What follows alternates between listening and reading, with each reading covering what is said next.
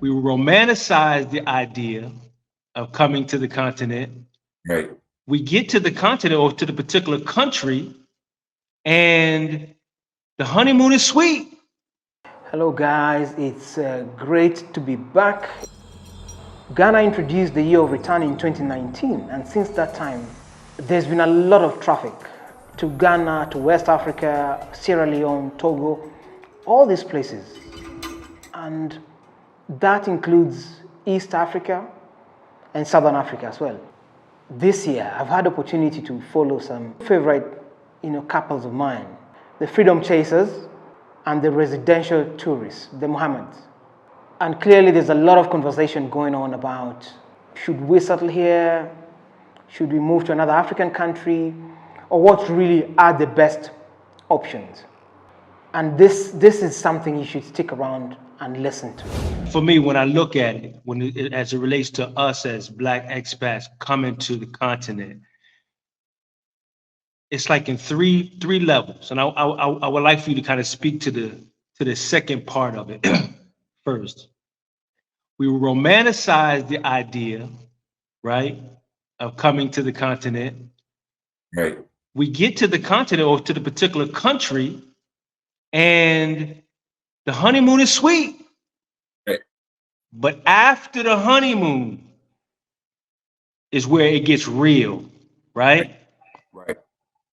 I'd like for you to speak to us about that after the honeymoon period. You know how we do. We keep it as you say, we keep it a buck. but let me do a disclaimer real quick, because our people, they get really mad when we get real on the channel, right? So I want people to understand that what we do here is speak our truth.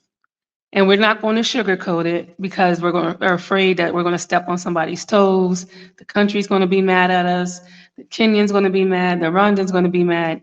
This is our truth. This is the steps and his journey that he's going to speak the truth on. So whether it's good or bad, I don't know. I haven't talked to him about it. No, it's his truth. It's and facts. There's always room for improvement. It's the intent is not to insult or to put down. It's a constructive criticism, if there is that. Like I said, my wife said, we don't know. He's going to present, but even from us, when we present our experience, it's not to put down. But here's the part, and I'm gonna shut up. Here's the part that needs to be understood. We are Black people from America. Right. We have a history of an experience living in America. And for most of us that are deciding to come, we're coming to Africa because we are wanting to be removed from that experience or reconnect to something that we know deep inside of us is a part of us to be found here on the continent. And we will be remiss if we being here and having these experiences, knowing that this is the situation and condition of our brothers and sisters back home, and not tell them the full story. And that's why it's romanticized, because people are afraid to tell their truths. We got to hear all the fluff. We got to see all the entertainment, all the sweet, good stuff. We fell for it. Everybody does. But when you have people that tell you their story and you get to hear their version, you have something to weigh your choices on. That's right. Now you know, okay, this could happen, and this is my situation too, and I really needed this, and I relate to that brother. That's because you got the truth. So don't get offended. Right. Period. And So, you know all what? Right, brother Will, talk to us, brother. and you know what? You are touching point on a good subject, because as African Americans, we all look at Africa as the motherland, right? It's the motherland. That's where we came from. Well, a good portion of the country believe that. Some Americans, African Americans, believe that we're from America, but that's another conversation. But in reference to how I feel, and then again to the viewers, this is my experience. I'm speaking from my experience and my thoughts. Everybody is different, but I'm only going to give you my perspective and my experience on being American and then moving to Africa. And you're right. I was the same way. I romanticized, like, one day, wow, I want to go to Africa and reconnect with my people. And And yeah, that's where we come from. But then once you get there, you're seeing that you're not seen as African. You're seen as an American. You like seen as a Black American. You just American is happen to be Black in most situations.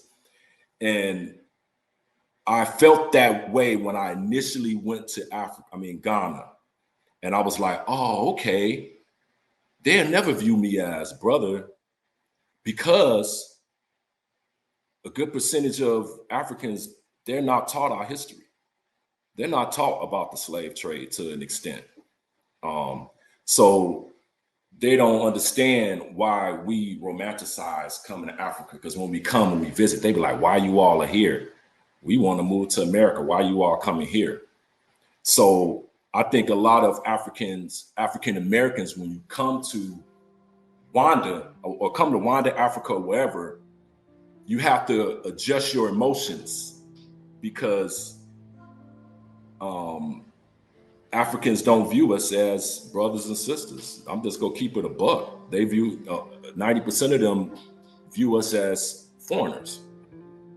So, and I think when we get there and we have that wake up call, it put a bad taste in a lot of people's mouths, because they come and they thinking that they're returning to something that doesn't exist anymore.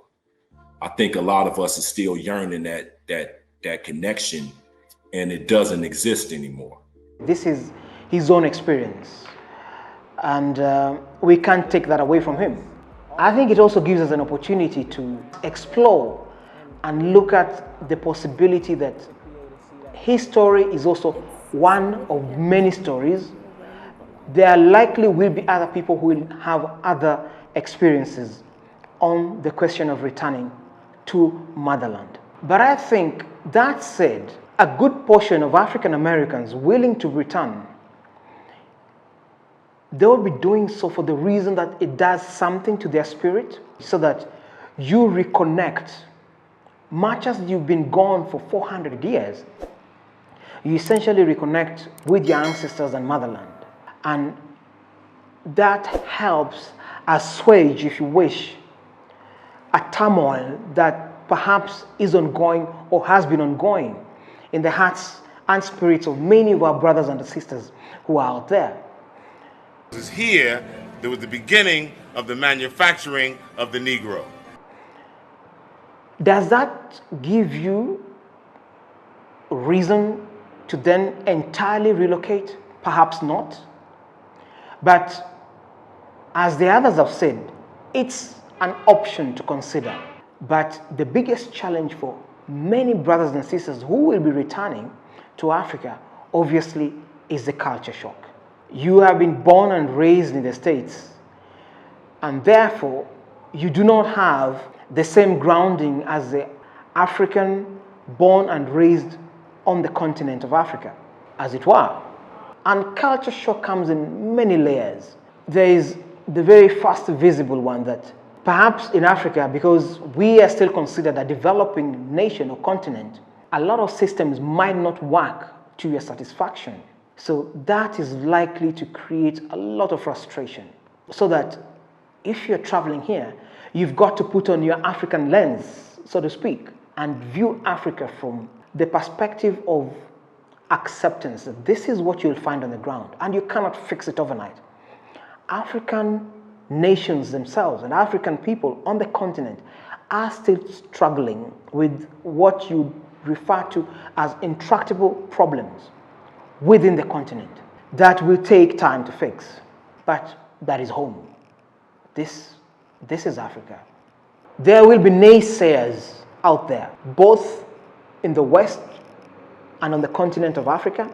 But those kinds of characters, those kinds of toxic people exist everywhere. Even in the US, Britain, everywhere, they exist everywhere.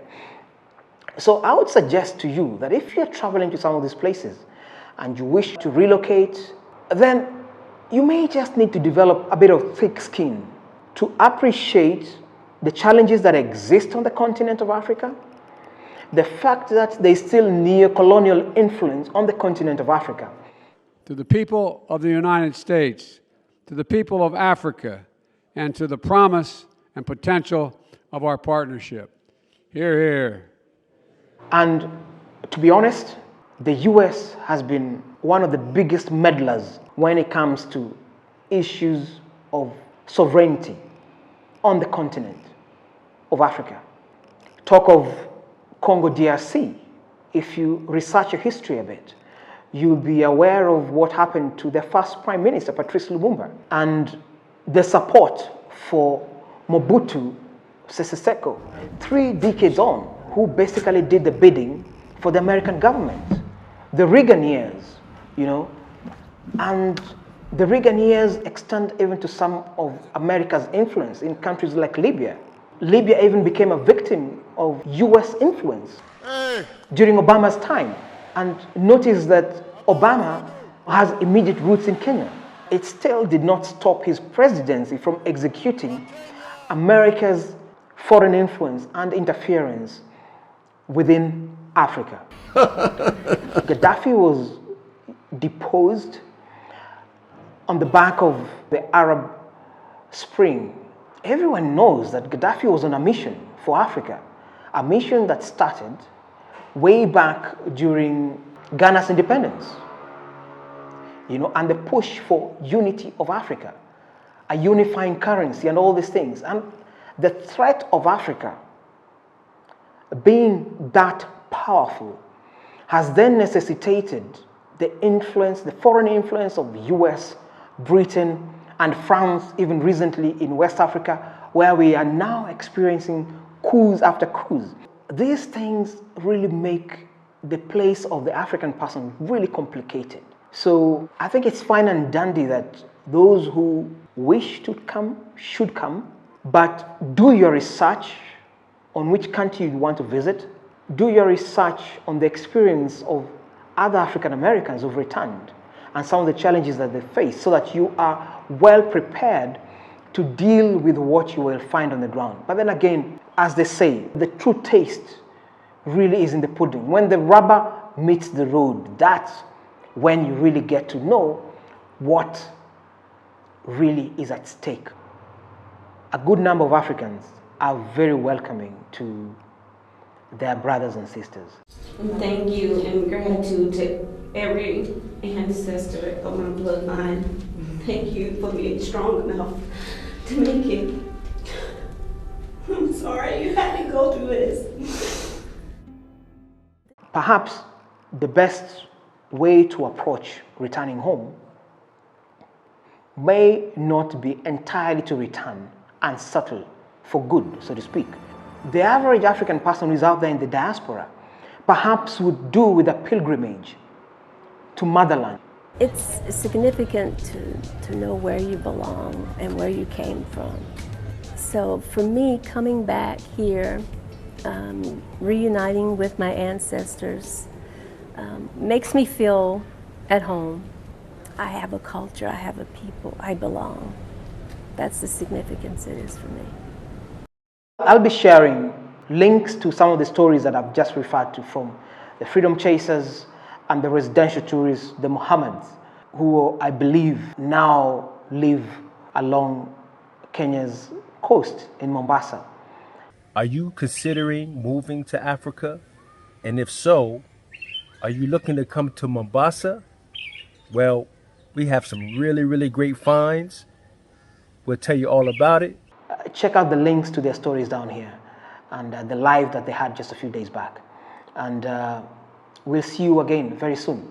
I'm looking forward to creating more content on this topic of African brothers and sisters returning home, because I believe information is power and it should be able to help you find footing on the continent with a bit more ease. In the meantime, if you're here for the first time, as usual, we much appreciate you subscribing to get many more stories of this kind. If you have any more suggestions, questions, feel free to share that on the comment section. Challenges will exist, brothers and sisters, but a bit more thick skin and a bit more research will help you navigate this continent. It's after all our business. This is Africa, our business. Thank you so much for watching. We'll see you again next time. Bye-bye.